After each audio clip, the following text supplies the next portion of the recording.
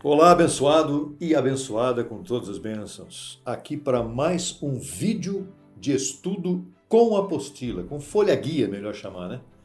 É uma folha guia para você ir lendo e ouvindo este áudio ou os três: vídeo, leitura e áudio, melhor ainda. Mas o importante é que nós estamos aqui com um estudo muito especial hoje.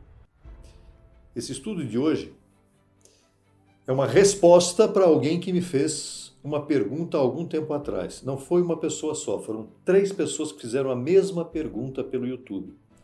Você que está aí no canal, você vai se identificar quem é você. O estudo de hoje, ele tem por título Os que não provaram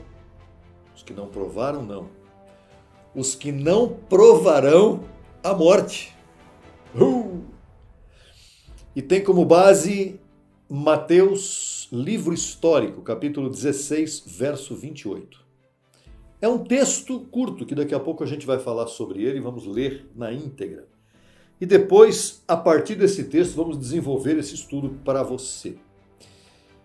Eu recebo que você abra sua mente, vai precisar muito, porque esse estudo não é só uma resposta para 3 pessoas, esse é um estudo elucidativo sobre muitos assuntos. Quando a gente está fazendo um estudo, a mente se abre e a gente começa a entender outras coisas que nem estavam inicialmente no propósito do estudo. Mas vamos lá. Os que não provarão a morte. O sistema religioso fundamentado no cristianismo denomina os registros de Mateus, Marcos, Lucas e João como evangelhos. E aqui já vem uma pergunta para você pensar. Você crê mesmo, de verdade, que Deus confiaria seu evangelho, o evangelho de Deus, de Cristo, para ser revelado segundo Mateus, segundo Marcos, segundo Lucas e segundo João? Você acredita mesmo que Deus revelaria o seu evangelho a estes homens? Para que cada um desse o seu parecer, fizesse a sua narrativa a respeito disso? Pense bem. O evangelho de Cristo foi dado a 4 homens? Não. Então, Mateus, Marcos, Lucas e João não são evangelhos. Só aí seriam 4. Que é o que eles creem, o sistema crê nisso. As Bíblias que estão por aí, a gráfica, Evangelhos segundo São Mateus. E Marcos, Lucas e João a mesma coisa. Na verdade, esses livros são escritos históricos, cuja finalidade é descrever etapas da vida de Jesus de Nazaré. Por exemplo, os 4 narraram coisas parecidas, principalmente Mateus, Marcos e Lucas. João nem tanto. Mas Mateus, Marcos e Lucas são chamados pela teologia de sinóticos, semelhantes.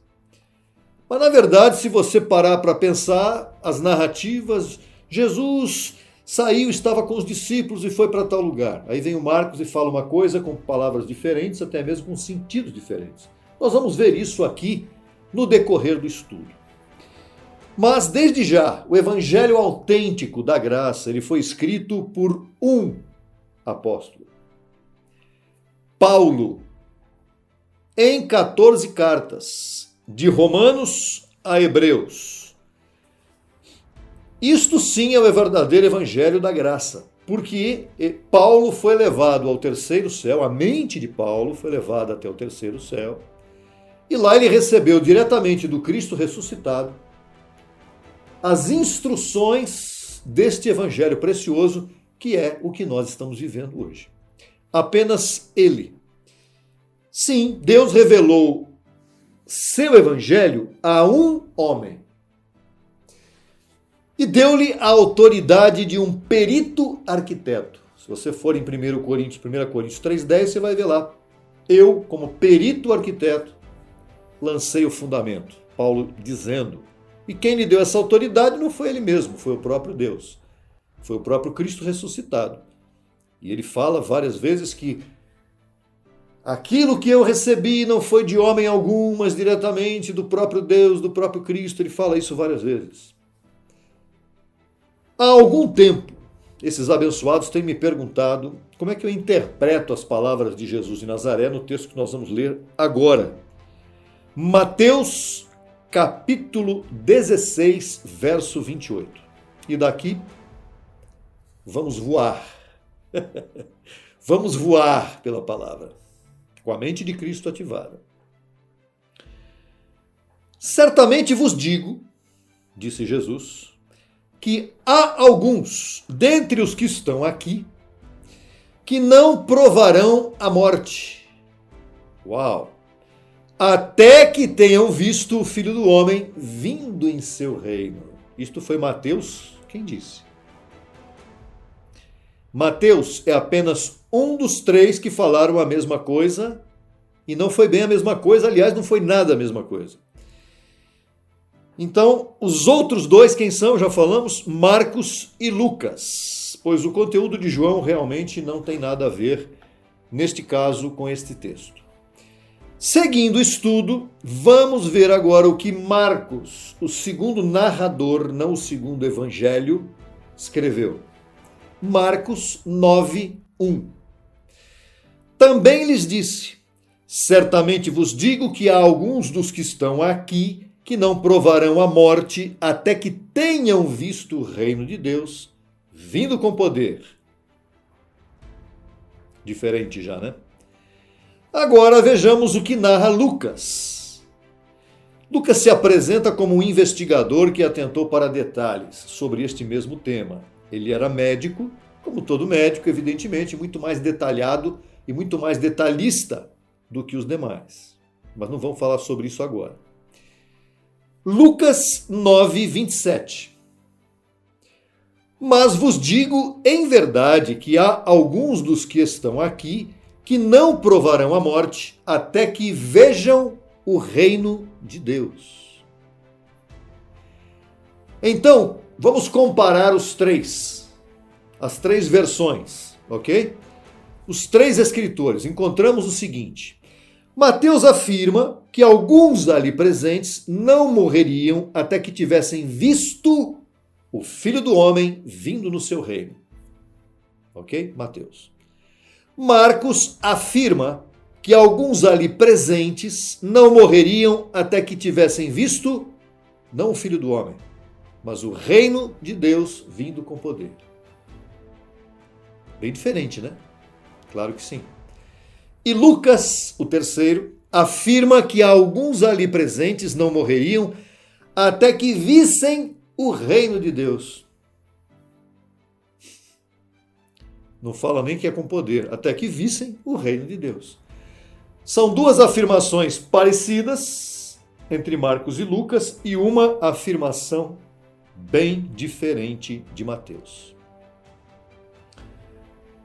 Alguns pregadores e seguidores pelo YouTube, pelas redes sociais, nos dias de hoje, isso já vem de algum tempo, defendem a falsa doutrina de que Jesus voltou no ano 70 depois de Cristo. E utilizam também esse texto de Mateus 16, 28 como uma tentativa de provar essa alegação. Tentativa absolutamente infantil. Já que lá está escrito que alguns ali presentes não morreriam até que tenham visto o Filho do Homem vindo no seu reino. Isso foi Mateus que disse. Vamos continuar. Quer dizer, então, que Jesus teria que ter voltado no ano 70, pois senão os presentes ali permaneceriam vivos até hoje. Uau! Não é? Mas não vamos aprofundar esse tema aqui. Não. Vamos adiante com o estudo. Não vamos falar do ano 70. Neste momento, não. Vamos adiante com o estudo.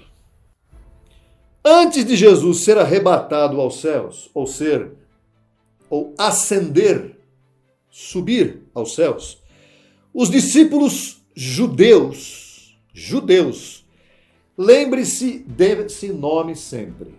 Mateus está ligado sempre aos judeus.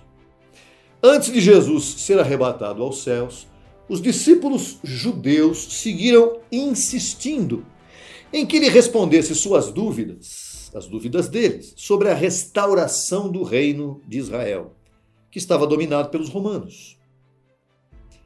Tudo está ligado. O que está ligado? A palavra de Mateus 16, 28, como todo o livro de Mateus, ele foi apresentado aos judeus. Vamos ver sobre isso já já. Então, os judeus estavam sempre querendo saber, até mesmo os discípulos, quando é que você vai voltar? Quando é que você vai restaurar o reino a Israel? Porque o reino de Israel tinha sido destruído pelos romanos. Não é? Vamos ver Atos 1:6. Quem escreveu Atos foi exatamente o médico Lucas. Então os que se haviam reunido lhe perguntaram a Jesus antes dele subir: Senhor, restaurarás o reino a Israel neste tempo? Agora no verso 7, logo no verso seguinte a este, está a resposta que para mim e para quem pensa um pouquinho, não precisa pensar muito. A resposta é enfática de Jesus. Pense. Jesus lhes disse: não cabe a vós saber os tempos ou as estações que o Pai estabeleceu pelo seu próprio poder. Ou a resposta na linguagem de hoje: não lhes interessa saber quando é que Jesus vai voltar, quando é que eu vou voltar, como é que eu vou voltar. Isso não interessa para vocês. Assim como não interessa para vocês aquela informação que está lá em Mateus 16, 28. Isto aqui foi Jesus que disse. Jesus falava por parábolas, não se esqueça nunca disso. Além de tudo, Jesus falava por parábolas. E ele disse que alguns aqui não provarão a morte até que vejam o reino de Deus. Olha, muito bem. Jesus falava por parábolas. Quem sabe isso aqui também não era mais uma parábola. Jesus não respondia nada a quem não tinha que ter entendimento. E aqueles homens naquele tempo não tinham o entendimento. Quem veio ter entendimento foi Paulo depois.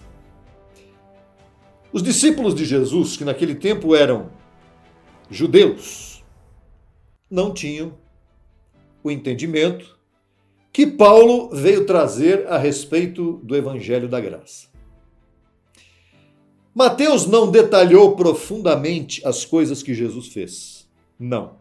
Ele escreveu para os judeus convertidos ao cristianismo. Orígenes, um importante escritor erudito do primeiro século, ele afirma que Mateus foi escrito em hebraico, em Jerusalém, para ser utilizado por cristãos judeus. Isso está diretamente ligado à pergunta que foi feita, né? Tem que ver Jesus vindo com poder, porque os que ainda não viram Jesus vindo com poder não podem morrer. Por essa razão, o livro de Mateus tem profecias que apontam realmente para a destruição do Templo de Jerusalém, que ocorreu sim no ano 70. O que aconteceu no ano 70 foi a destruição do Templo de Jerusalém pelos romanos. Isso a história comprova, está em toda a história. Você pode entrar ali e fazer a sua pesquisa. E por que o templo, como a cidade de Jerusalém, que foi queimada, por que tudo isso foi destruído? Por quê? Porque Jesus voltou? Não. Porque Jesus estendeu, Jesus estabeleceu um tempo de juízo, julgamento, retribuição contra o povo judeu, por sua incredulidade, por sua arrogância, por sua desobediência, por sua altivez, por tudo isso. O povo judeu chegou no limite. Para Deus, ele passou do limite. E no tempo certo, Deus resolveu destruir Jerusalém e fazer com que os pagãos entrassem no templo para afrontar os judeus. O templo era o símbolo e o centro do poder religioso e político dos judeus. Era um orgulho para os judeus o templo, e eles tinham certeza absoluta que nenhum pagão, nenhum povo ímpio entraria na cidade e muito menos no templo. Porque aquela era a cidade santa e o templo extremamente santo. Era o lugar de proteção dos judeus. Vamos ver o contexto seguinte, está ligado isso aqui exatamente a Mateus 16, 28, que é a pergunta que me fizeram e que eu já estou respondendo. Vejam os versos seguintes a este contexto. Está dentro do contexto, logo na sequência. Registrados pelos mesmos escritores, Mateus, Marcos e Lucas. Mateus 17, 1. 6 dias depois do quê? Desse encontro com os discípulos, onde eles perguntaram tudo isso e onde ele disse que alguns dali não morreriam sem que tivessem encontrado o reino de Deus. 6 dias depois, Jesus tomou a Pedro, a Tiago e a João. Não era Mateus, nem Marcos, nem Lucas. Era Pedro, Tiago e João, seu irmão, e os levou separadamente a um monte alto. E se transfigurou diante deles, e seu rosto resplandeceu como o sol, e seus vestidos se tornaram brancos como a luz. Verso 9. Quando desceram do monte, depois de tudo que aconteceu ali, a chamada transfiguração, Jesus lhes mandou dizendo: não digais a ninguém a visão até que o Filho do Homem ressuscite dos mortos. Marcos disse a mesma coisa com outras palavras. Marcos 9, 2. 6 dias depois, Jesus tomou a Pedro, a Tiago e a João e os levou separadamente sós a um monte alto e se transfigurou diante deles.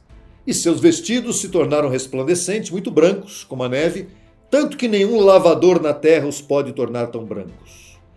E descendo eles do monte, os mandou que a ninguém dissessem o que haviam visto, senão quando o Filho do Homem tivesse ressuscitado dos mortos. Lucas vai falar algo tremendo aqui, 9, 28. Aconteceu como 8 dias depois destas palavras, que tomou a Pedro, a Tiago e a João e subiu ao monte a orar. Verso 29. Enquanto orava, a aparência de seu rosto se tornou outra, e seu vestido branco e resplandecente. Verso 32. E Pedro e os que estavam com ele se renderam ao sono, mas permanecendo acordados, viram a glória de Jesus e aos 2 varões que estavam com ele. Verso 36.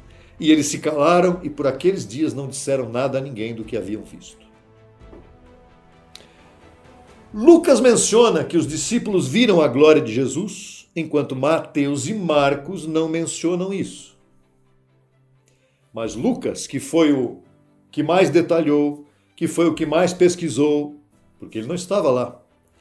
Lucas ouviu de testemunhas o que foi falado e ele registrou, e ele pesquisou tudo. Ao contrário de Mateus e Marcos, que não pesquisaram. Eles simplesmente se informaram por ali rapidamente. Não é? Eles viram quando Pedro, Tiago e João desceram do monte, porque eles não estavam na transfiguração. Mas eles viram. E diz que ouviram que estava sendo falado. Ok? Muito bem. Então, algumas pessoas podem pensar assim, não, mas Mateus disse que tem que ver o Filho do Homem vindo em seu reino. E aí eles pegam um texto de um livro histórico, que nem evangelho é, né? Esses que defendem a tal da vinda de Jesus no ano 70. Eles pegam esse texto, juntam com outros textos, porque isso já está tudo programado para enganar pessoas. Verdadeiramente é isso. Para enganar as pessoas. Então pegam Daniel, Apocalipse, Mateus 24, que nós vamos falar não agora nesse estudo, mas está sendo preparado um estudo muito claro e evidente sobre isso também. Porque Mateus, como volto a dizer, Mateus falou, escreveu seu livro para judeus cristãos. Não foi para gentios. Eu e você, e esses que pregam que Jesus voltou no ano 70, e esses que seguem esses que pregam, de repente você pode ser um deles, nós somos gentios. Se nós formos tomar por base algum texto, tem que ser o de Lucas. Porque Lucas, a missão dele foi falar para os gentios. Lucas era grego. E o chamamento de Lucas foi exatamente escrever para os gentios, para os que não são judeus. Então essa história de que Jesus voltou no ano 70, os ensinantes, os ensinadores, os professores dessa mentira extraem essa informação do livro histórico de Mateus. Entendeu? Porque está escrito ali que aqueles homens não morreriam até que Jesus voltasse no seu reino. E tem um outro detalhe. Quem disse que Jesus não voltou? Ele voltou. Sim. Porque depois que Cristo morreu e ressuscitou, ele passou a viver em cada um de nós. Ele passou a viver em cada um dos seus filhos. Desde aquele tempo até os dias de hoje. Embora a religião ainda se veja em pecado, os religiosos ainda se veem em pecado. Mas não há mais pecado, porque Jesus veio habitar em cada um de nós. E essa é uma história, essa é outra conversa, é outro estudo, e já foi falado sobre isso nos vídeos anteriores, acesse aí no canal, para você ser orientado. Porque essas informações que estão passando aí são absolutamente erradas, incorretas, apóstatas. Continuando, Lucas menciona que os discípulos viram a glória de Jesus. Eles viram a glória de Jesus. Ah, mas foi uma visão, isso não aconteceu de fato. Claro que aconteceu, porque o Monte da Transfiguração, ele não é símbolo apenas. Não é? A transfiguração não foi simplesmente um ato simbólico, como muita gente afirma, mas foi uma demonstração da grandeza do reino que chegava com poder, com Cristo, claro que sim. Veja só, Pedro, Tiago e João, eles viram realmente o Filho do Homem vindo no seu reino. E Lucas narra isso. Eles viram. O Monte da Transfiguração, para eles, foi realmente algo extraordinário. Tanto é verdade que eles chegaram a comentar, né? Vamos fazer aqui 3 cabanas. Uma para o Senhor, uma para mim, uma para Tiago, uma para João. Ficar por aqui. Porque era algo tão fantástico. Eles viram a glória do reino, sim. Só que a glória do reino, efetivamente, não foi entregue a eles. Eles viram, mas não foi entregue a eles. Foi entregue, o privilégio foi para Paulo. Paulo é que recebeu realmente a visão, não uma visão pura e simplesmente, mas ele ouviu, ele não foi chamado ao terceiro céu para ver com estes olhos. Ele foi chamado ao terceiro céu para ouvir tudo que ele teria que receber para depois vir aqui e pregar para esses mesmos Pedro, Tiago e João, que não entenderam nada, apesar de terem visto, mas não entenderam. Os próprios Mateus e Lucas registraram as palavras de Jesus declarando que o reino de Deus havia chegado através de sua pessoa. Veja aqui, Mateus 12, 28. Mateus 12, 28. Mas se eu expulso os demônios pelo Espírito de Deus, disse Jesus de Nazaré, narrado por Mateus, certamente chegou a vós o reino de Deus. E quem é que estava falando ali? Jesus. Então é claro que eles viram Jesus e viram Jesus no reino, porque Jesus estava no reino, ainda que ele não pudesse viver o reino plenamente. Mas Jesus estava ali vendo e vivendo o reino. Eles viram Jesus de Nazaré, que era o próprio Deus ali. E Lucas 10, 9 também diz: e curai os enfermos que houver nela, e dizei-lhes, chegou a vós o reino de Deus. Então, abençoado e abençoada com todas as bênçãos, e vocês que fizeram esta pergunta. Como você interpreta Mateus 16, 28? Como é que eu interpreto? Não sou eu quem interpreto. A própria Bíblia, o próprio Evangelho da Graça, interpreta Mateus 16, 28, declarando que Jesus chegou sim. Que Pedro, Tiago e João viram o reino de Deus? Sim. E não era tão importante ver o Filho do Homem chegando. Eles não entenderam quem era o próprio Jesus que estava diante deles. Nem na transfiguração eles entenderam, mas que viram, viram. E eles só foram morrer, cumprindo-se essa profecia de Mateus que todos vocês querem saber. Eles só foram morrer depois disso, depois de terem visto o reino de Deus chegando na pessoa de Jesus Cristo. Isso não aconteceu no ano 70, coisa nenhuma. Isso aconteceu ali na transfiguração e aconteceu depois da ressurreição, imediatamente após a ressurreição de Cristo. Muito antes do ano 70, o próprio Cristo chegou em cada um de nós. Hoje, Cristo está morando em mim, Cristo vive em mim, Cristo vive em você que é um eleito de Deus, um abençoado com todas as bênçãos, porque o próprio apóstolo Paulo disse que para isto Cristo morreu e ressuscitou e voltou a viver para ser Senhor dos vivos e dos mortos. Então ele voltou a viver e é Senhor espiritualmente em cada um de nós. É a mais pura verdade. O reino de Deus chegou? Chegou faz tempo, muito antes do ano 70. Agora tem um detalhe. O reino chegou em nós com um entendimento, com a palavra do Evangelho da Graça. Há muito mais ainda para acontecer. A vinda de Cristo. E este é um outro assunto que nós não vamos tratar aqui agora. No canal tem muitos estudos sobre isso. Mas vamos atualizar esses estudos em breve. A vinda de Jesus Cristo ressuscitado, glorificado, será um evento futuro ainda, único na Terra. Isso não aconteceu no ano 70, absolutamente. Porque os que defendem essa vinda de Jesus no ano 70, eles dizem que a vinda foi invisível.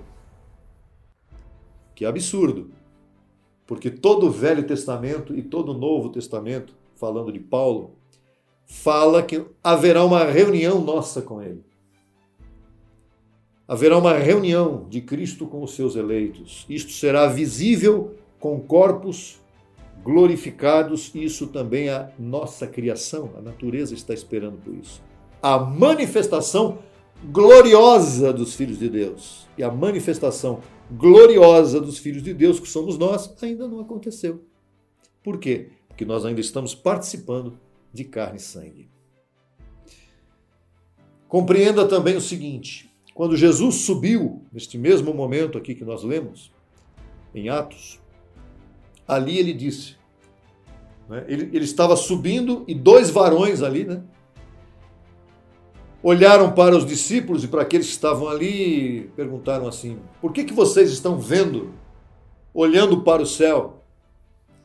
Este mesmo Jesus que vocês estão vendo subir aos céus, não está falando deste mesmo Jesus em carne, fisicamente, Jesus de Nazaré, cabelinho comprido, não. Este mesmo Jesus que vocês estão vendo subir, voltará da mesma maneira que vocês estão vendo ele ir. Que maneira é essa? Corpo de glória. Corpo glorificado. Porque como é que Jesus estava subindo ao céu? Naquele momento ele estava subindo ao céu e naquele instante ele foi transformado em algo glorificado, em alguém glorificado. Porque como é que você concebe também a ideia de que alguém em carne, Jesus de Nazaré, estava subindo ao céu em carne? Não.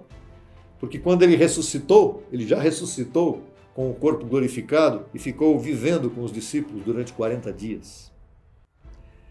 Desta mesma maneira, glorificado, ele voltaria e voltará ainda.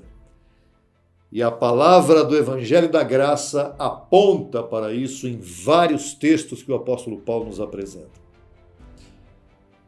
Por favor, pense porque este estudo, este ensino é para pensar. Para você ser livrado de homens maus e perversos que usam a palavra da graça apenas quando lhes convém. Quando não lhes convém mais, eles simplesmente torcem a palavra e vão para outros livros estranhos que não foram dados ao perito arquiteto chamado Paulo. Foram dados uma visão mística a João no Apocalipse, não é? Uma profecia de Daniel que as pessoas ficam fazendo conta até os dias de hoje, as tais 70 semanas e tudo mais. Abençoado e abençoada com todas as bênçãos. Pensem. O Evangelho da Graça, ele não está em Mateus, Marcos, Lucas e João, cada um falando de um jeito. Isto seria uma confusão tremenda e Deus não é nécio. Deus não é insensato e nunca foi para entregar o seu evangelho nas mãos de 4 opiniões diferentes. Pense nisso. É nisso que nós declaramos que você deve pensar. Te deixo entregue a estas mensagens, a estes textos, a este ensino tão importante que nós preparamos com muito carinho e vem muito mais.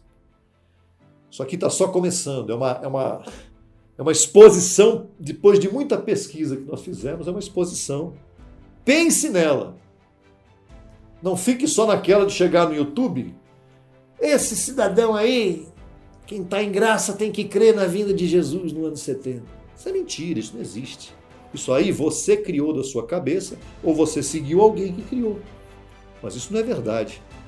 Tenha a esperança de que realmente Cristo voltará em corpo glorificado e que nós seremos transformados. É isso que a Bíblia ensina, é isso que o Evangelho da Graça ensina, é isso que a criação espera. Até o próximo estudo, declaro você vivendo os melhores dias de sua vida e pensando em tudo isso, tá bom? Até lá. Abençoado e abençoada com todas as bênçãos.